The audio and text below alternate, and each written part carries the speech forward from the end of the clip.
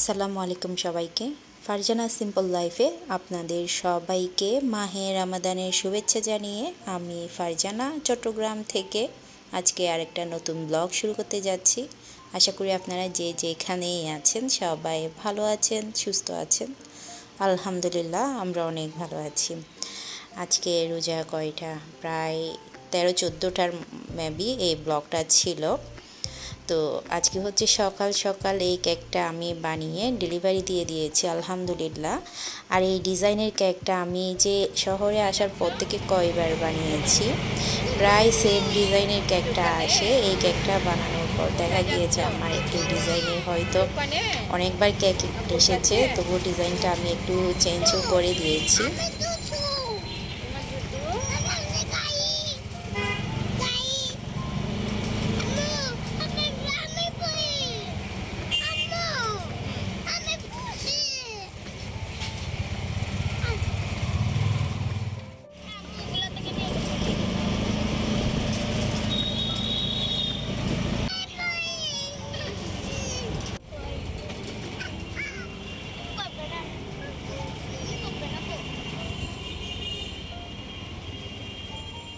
তো আমার repeat customer আপুকে কেকটা ডেলিভারি দিয়ে আমি বাচ্চাদের নিয়ে চলে আসলাম মার্কেটিং করতে, ঈদের বাজার করব আজকে। তো আজকেই হচ্ছে আমি প্রথমবার বাচ্চাদের নিয়ে শপিংয়ে এসেছি রমজানের মধ্যে, আর একবারও কিন্তু বের হইনি। আমি মনে হয় একজন মানুষ, আমি হয়তো রমজান আসার পর থেকে প্রায় অনেক মানুষরা দেখা যায় কয়েকবার করে মার্কেটে যায় ঈদের বাজার করার জন্যে।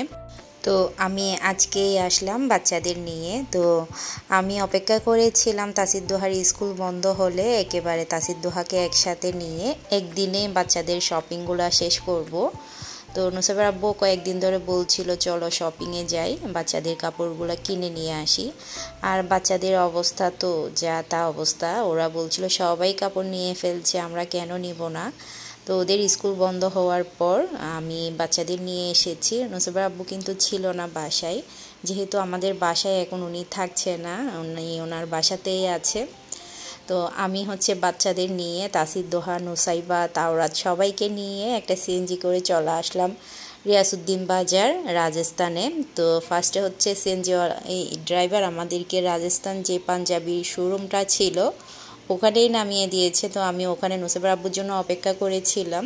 তো উনি বলল আমি রাজস্থান আরেকটা শোরুমে এসেছে যেখানে বাচ্চাদের বা কসমেটিক জুতা সব কিছু পাওয়া যায় একই ছাদের নিচে। তো আমি আবার বাচ্চাদের নিয়ে এই শোরুমে চলে আসলাম, পাশাপাশি একটু আগে আর পরে আর কি। আর রিয়াসউদ্দিন বাজারে কিন্তু আমার চোখ বন্ধ করে সব কিছু চেনা, যেহেতু আমি ছোটো থেকেই এইখানে আশেপাশে বড় হয়েছি। আমরা প্রতি বছর দেখা যেত একদম ছোটোবেলা থেকে এখান থেকে শপিং করা হয়েছে, যেহেতু আমার মামাদের বাসা ছিল। আমার মামা হচ্ছে রিয়াসউদ্দিন বাজারে ব্যবসা করতো। তো আমার মা হচ্ছে রোজায় কিন্তু আমার মামার বাসায় চলে আসতো, যেহেতু তখন আমাদের স্কুল বন্ধ হয়ে যেত আর কি রোজার মধ্যে। তো তখন দেখা যেত খালামণিদেরকে নিয়ে আম্মু রিয়াসউদ্দিন বাজার নিউ মার্কেট থেকে আমাদের ঈদের শপিংগুলো করতো আর কি। মামাদের দোকান ছিল রিয়াসউদ্দিন বাজারে। আর আমার মামারা কিন্তু 5 ভাই, মানে আমার মারা হচ্ছে 5 ভাই। 5 ভাইয়ের মধ্যে সবাই কিন্তু ব্যবসায়ী, সবাই কিন্তু এখানে ব্যবসা করেছে মাশাআল্লাহ। তো আমার নানাও কিন্তু এখানে রিয়াসউদ্দিন বাজারে নাকি ব্যবসা করতো। তখন আমার মারও কিন্তু ছোটোবেলা থেকে এখানে শহরের মধ্যে বড় হয়েছে আর কি। আমার মায়ের বিয়ের আগে গ্রামে চলে গিয়েছিল যখন আমার নানা নানু মারা গিয়েছে। তো যাই হোক, নুসাইবার আব্বুর সাথে দেখা হলো, ওনাকে নিয়ে আমরা রাজস্থানে চলে আসলাম। রাজস্থানে আসার কারণ হচ্ছে এখানে একই ছাদের নিচে সব কিছু পাওয়া যায়।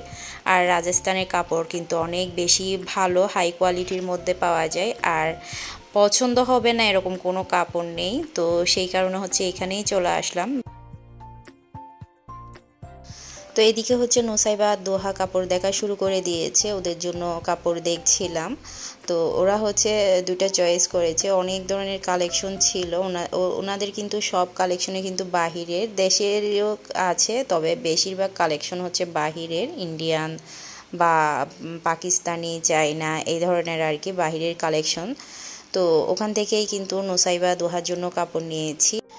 তো এখন হচ্ছে আমি তাসিরাত তাওরাতের জন্য দেখছি। তো রাজস্থানে দেখেছি তাসির তাওরাতের সাইজ মতো কিন্তু ওনাদের কাপড়গুলো ভালো লাগছে না আর কি, ওদের সাইজ অনুযায়ী হচ্ছে না। তো আমি আরেকটা শোরুমে চলে আসলাম। এখানেও কিন্তু অনেক সুন্দর সুন্দর কালেকশন আছে, তবে অন্য বছরের তুলনায় মনে হয় এবছরে কাপড়ের কালেকশন কম। ওনারাও বলছিল এবছর যেহেতু ইন্ডিয়ান কালেকশন খুবই কম নাকি আনতে পেরেছে ওনারা। তো আমার মনে হয় অন্য বছরের তুলনায় এবছরে একটু কাপড়ের কালেকশন কম ছিল, ডিজাইন কম ছিল আর কি। প্রতি বছর দেখা যায় সারারা গারারা এরপর গ্রাউন্ড থাকে, তো এই বছরও কিন্তু সেম ডিজাইনগুলো রেখেছে দোকানের মধ্যে। তো এই তো আমরা হচ্ছে এই শোরুম থেকে তাসিরাত তাওরাতের জন্য নিয়েছি। আজকে মূলত আমি চিন্তা করে এসেছি, বাসা থেকে বের হয়েছি বাচ্চাদের সবার জন্য শপিংটা আজকেই সেরে নেব। আর রোজার মধ্যে না, রোজা রেখে শপিং করা কিন্তু অনেক বেশি কষ্ট, আর বাহিরে কিন্তু একটু একটু গরম পড়া শুরু করে দিয়েছে। আর রিয়াসউদ্দিন বাজারে দেখা যায় এত বেশি ভিড় থাকে, এত বেশি দোকানের মধ্যে একটু গরম বেশি লাগে আর কি। যখন শোরুমের ভেতরে থাকি তখন তো এসির বাতাস থাকে, যখন বের হই শোরুম থেকে তখন কিন্তু মনে হয় বাহিরে আগুন জ্বলছে, এই রকম অবস্থা। তো এই তো আলহামদুলিল্লাহ বাচ্চাদের আমার দুই ছেলে দুই মেয়ে, চারজনের জন্যই কাপড় নেওয়া শেষ। এখন হচ্ছে আমি জুতার শোরুমে এসেছি। এই শোরুমটা হচ্ছে নুসেবার আব্বুর অনেক বেশি পরিচিত। এই শোরুমের সামনাসামনি কিন্তু নুসেবার আব্বুর দোকান ছিল। উনি যখন সৌদিয়া থেকে এসেছে প্রথমে কিন্তু উনি এইখানে ব্যবসাটা শুরু করেছে, কসমেটিকের আইটেম দিয়ে, কসমেটিকের দোকান ছিল। এটা হচ্ছে রিয়াসউদ্দিন বাজার মনীষা শু নামে একটা জুতার দোকান। এটার সামনে কিন্তু নুসেবার আব্বু প্রায় ৩-৪ বছর ব্যবসা করেছে। এরপরে তো উনি ওনার শোরুম দিয়ে দিয়েছে।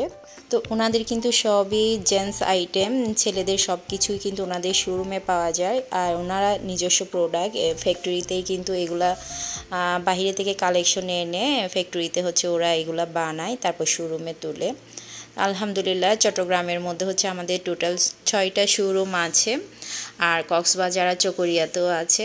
আর ওনার শোরুম কিন্তু আমি শেয়ার করেছিলাম, আমাকে কয়েকজন আপু কমেন্টস করেছেন নুসেবা আব্বু কি একাই বিজনেস কিনা, একার কিনা। আসলে ওনাদের এত বড় একটা প্রজেক্ট, ওনার কিন্তু একা করা কোনোদিনও সম্ভব হবে না। এত বড় বিজনেস কিন্তু একা সামলানো অনেক বেশি টাফ ব্যাপার। তো ওনারা হচ্ছে পার্টনারশিপেই কিন্তু ওনাদের ব্যবসাটা করে। ওনাদের হচ্ছে 3জন পার্টনার, সব শোরুমেই ওনাদের টোটাল হচ্ছে 8টা শোরুম। তো 8টা শোরুম এরপরে হচ্ছে ফ্যাক্টরি আছে, ওখানে প্রোডাকশন করে। তো সব কিছুতেই কিন্তু ওনাদের 3জনের শেয়ার হোল্ডার আর কি। তো আপুদের জানানোর ইচ্ছে ছিল তাই জানিয়ে দিলাম। আসলে এখানে কিন্তু শো আপ করার কোনো কিছুই নাই, আমি কিন্তু ব্লগে মিথ্যা কথা বলি না, যেটা সত্য সেটাই কিন্তু শেয়ার করি। তো এই তো বাচ্চাদের জন্য জুতাও নিয়ে নিয়েছি। এখন হচ্ছে নুসেবা আব্বু জিজ্ঞেস করছিল মেয়েদের কাছ থেকে ওদের আর কি প্রয়োজন হবে। তো বাচ্চারা হচ্ছে কাপড় নিয়েছে, জুতা নিয়েছে, মেয়েদের তো কসমেটিক লাগবেই। তো আমার মেয়েরা দেখা যায় সাজুগুজু করতে বেশি পছন্দ করে। নুসাইবা দোহা এত বেশি সাজুগুজু করে, বেড়াতে না গেলেও কিন্তু ওরা প্রতিদিন দিনে একবার হলেও ঘরের মধ্যে মেকআপ করবে। তো মেকআপটাও একটু বেশি প্রয়োজন হয়।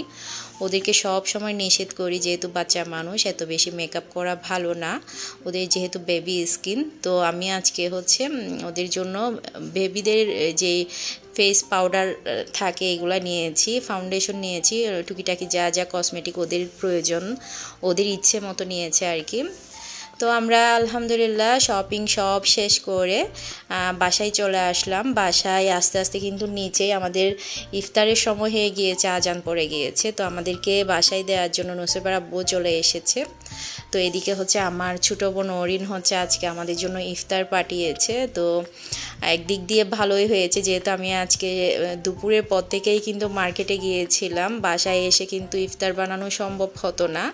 তো আমার শাশুড়িরও গতকালকে থেকে একটু পেটের সমস্যা হয়েছে, রোজা আসার পর থেকে কোনো কিছু খেলে ওনার পেট খারাপ হচ্ছে আর কি, ভাজা পোড়া এগুলো যেহেতু খাওয়া যাচ্ছে। তো উনি হচ্ছে চিড়া বানিয়েছে, তাও আবার দুধ ছাড়া আর কি, লবণ আর একটু চিনি দিয়ে। তো এদিকে হচ্ছে অরিন হচ্ছে অনেক কিছুই ইফতার পাঠিয়েছে। তো ও কিন্তু আগে বলে দিয়েছে আমাদের জন্য আজকে ইফতার পাঠাবে, সেই জন্য আমার কিন্তু প্যারা ছিল না আজকে ইফতার তৈরি করার। তো এখানে হচ্ছে ও বেগুনি, পেঁয়াজু, জিলাপি, এরপর হচ্ছে রসের সিন্নি দিয়েছে, খেজুর রসের সিন্নি, এরপর চিকেন তেহারি দিয়েছে। তো আজকে সবাই মিলে একসাথে ইফতারটা করে নেব, তাও আবার আমার বোনের হাতের আর কি। তো নুসরাত আব্বুকেও বললাম একসাথে ইফতার করে যান, যেহেতু উনি কিন্তু ওনার বাসায় অফিসে ইফতার করে, আমাদের সাথে করে না। তো আজকে যেহেতু অরিন ইফতার পাঠিয়েছে, ওনাকেও বললাম যে অরিন আজকে ইফতার দিবে, চলেন আমাদের সাথে ইফতার করে এরপর চলে যাবেন। তো নুসরাত আব্বু মূলত আমাদেরকে বাসায় দেওয়ার জন্য এসেছে, যেহেতু আমরা যাওয়ার সময় একা গিয়েছি, আস্তে আস্তে প্রায় সন্ধ্যা হয়ে গিয়েছে, নিচেই কিন্তু আজান পড়ে গিয়েছে। তো এসেই আমরা তাড়াহুড়া করে মুখ হাত ধুয়ে ফ্রেশ হয়ে ইফতার টেবিলে বসে গেলাম, যেহেতু আমার ছোটো বোন ইফতার পাঠিয়েছে। তো আমি সবার আগে হচ্ছে এই রসের সিন্নিটা টেস্ট করব।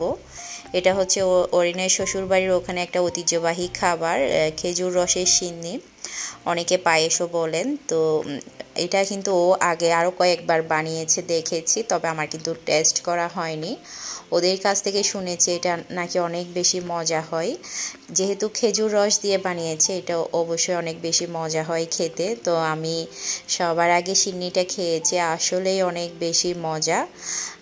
এরপর হচ্ছে চিকেন তেহারিটা খেয়েছি। তো ওর হাতের রান্না তো মাশাআল্লাহ সব সময় মজা হয়।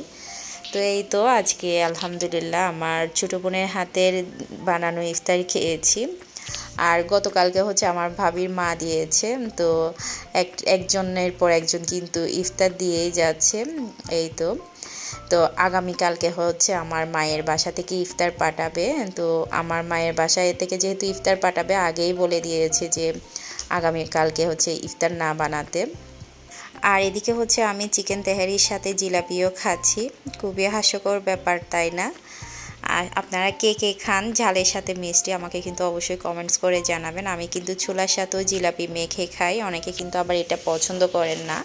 তো ইফতার শেষ করে নুসরাত আব্বুকে 1 কাপ গরম গরম চা খাওয়াবো, উনি চা খেয়ে আবার অফিসে চলে যাবে। তো যতই খাই না কেন, 1 কাপ চা না খেলে কিন্তু মন ভরে না। আমার আজকের ব্লগ এ পর্যন্ত। সবাই ভালো থাকবেন, সুস্থ থাকবেন, নিরাপদে থাকবেন, আমাদের সবার জন্য দোয়া করবেন। আসসালামু আলাইকুম, আল্লাহ হাফেজ।